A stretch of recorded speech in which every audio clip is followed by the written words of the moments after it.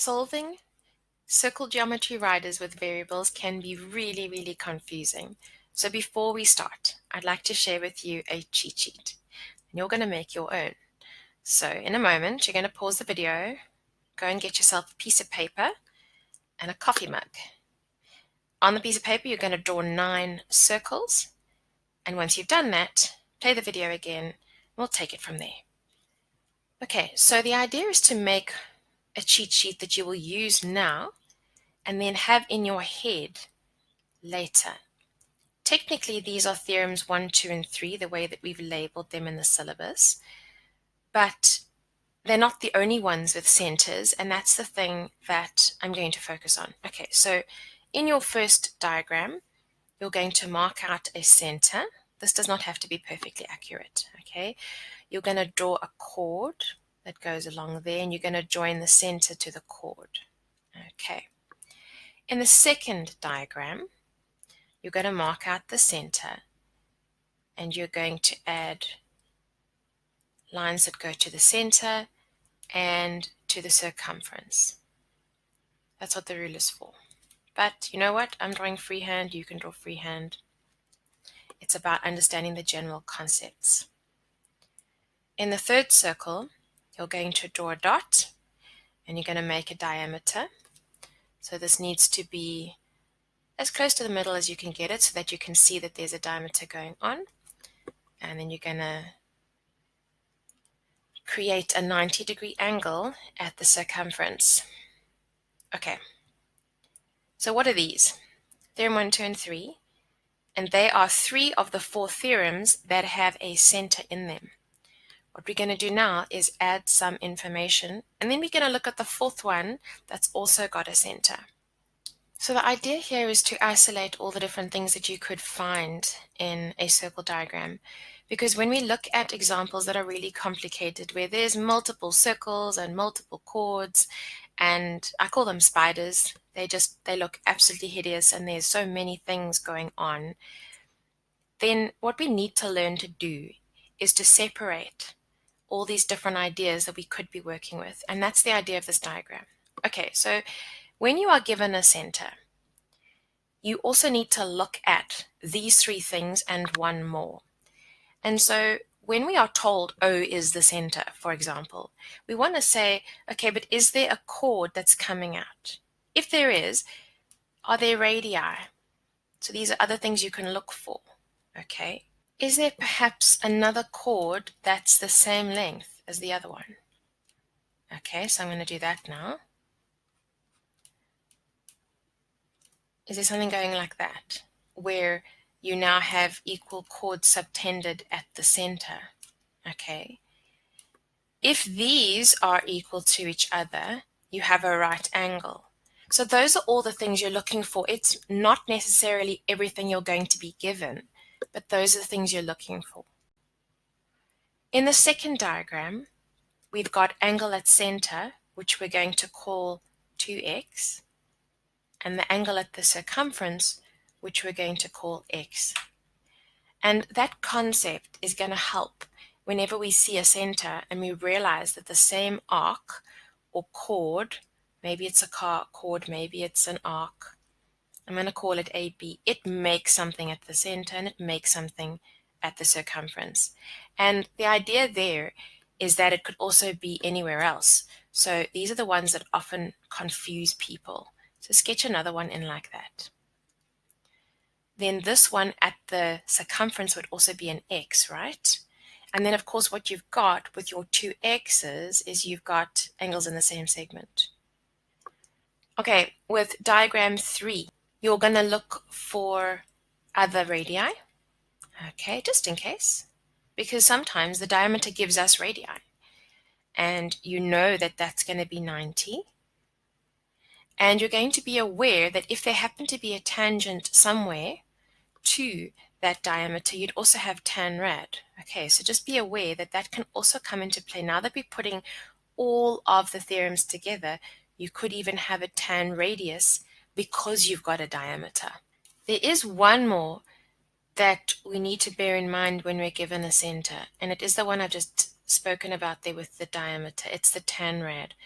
Okay, so I've drawn these in sequence. It really doesn't matter, okay? It's not about whether you know what number theorem it is. And in fact, in different countries, they call them different things. So this is actually about you knowing what you're seeing and what you can do with what you're seeing. Okay, so in my case now, this is the 7th diagram. There's a center, and there's a radius coming out, and there's a tangent. Okay, and what we're supposed to remember about that is that you have tan perpendicular to radius. So when you see a center, your brain needs to say, okay, there's 4, 5 things I can get from the center. Which of them are in the diagram I'm looking at right now?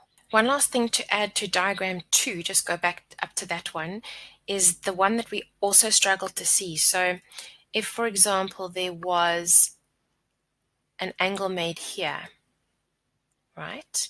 That one there. Then you could be looking at this one, the reflex one, as your, I'm going to call this one 2y, and then that one would be your y. Be aware that this idea of angle at center is twice angle at circumference can also have that reflex angle, and it can sometimes catch us off guard because it's quite tricky to see.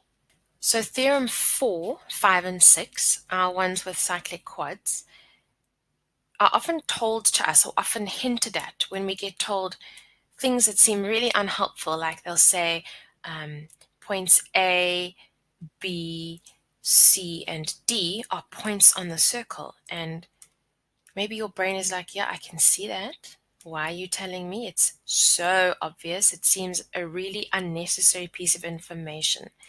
But what they're trying to do is alert you, right, to the fact that you have, in this case here, look, angles in the same segment, okay? These are also angles in the same segment. If you turn it upside down, make sure that's a double arc there, okay? And what you could also have is knowing that A, B, and C, and D form a cyclic quad. So it's worthwhile having that in mind. I'm not telling you to go and add things to diagrams when you see them. In fact, I think it's quite a dangerous practice most of the time. But here, when you are doing your reference diagrams, it's a good idea to bear in mind that if you have these angles in the same segment, you also have a cyclic quad, which means you have other properties. Okay, so for example, the ones we're going to do now in Theorem 5 and 6. With Theorem 5, we're basically dealing with the fact that you're going to have that one being supplementary to this one. So that'll be 180 minus x. And it'll be the same with the other two. And it's just useful to always remember that because sometimes we don't see the cyclic quad. So it's a good idea to go and mark out the dots or the points on the circumference that you're very, very aware that you may be able to use a cyclic quad. I want to add another cyclic quad in here. Sometimes they are they don't look like they're covering the whole circle, but they are. So we can get ones that maybe go like there and there. You see what I mean? It's like it feels like it's not a real cyclic quad because it's not taking up the whole circle, okay? And that is also a cyclic quad. So it'll have exactly the same properties. I want to make a little note here about things that are not cyclic quads because sometimes we see them and we think they are. It's when you're given the center and then you get given like some kind of shape like that.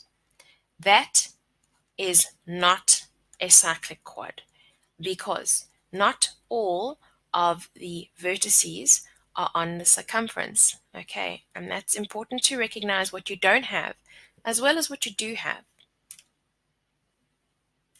For the exterior angle of the cyclic quad, as you're drawing it now, be very aware that with your ruler you've got to now add on this extra arm.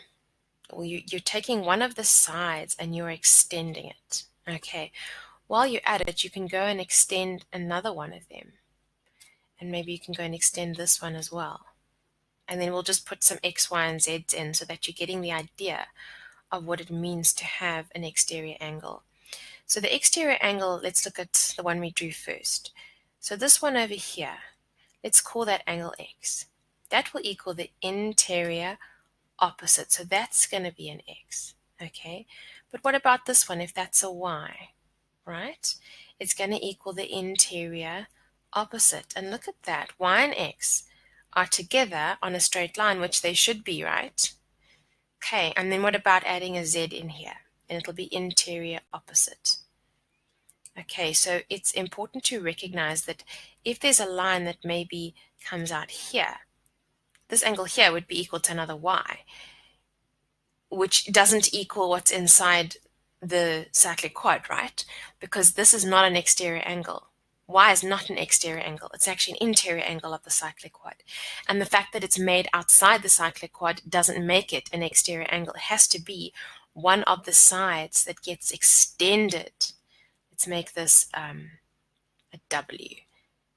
It has to be an extended side to be the same. And then you've got a W and Z on the same line, which also makes sense.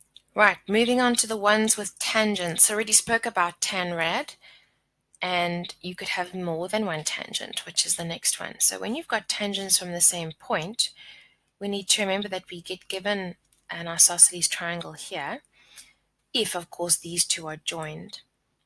And then every now and then we get a combination of tan rad with tangents from the same point. And then that's a 90 and that's a 90. But also that one is the same as that one.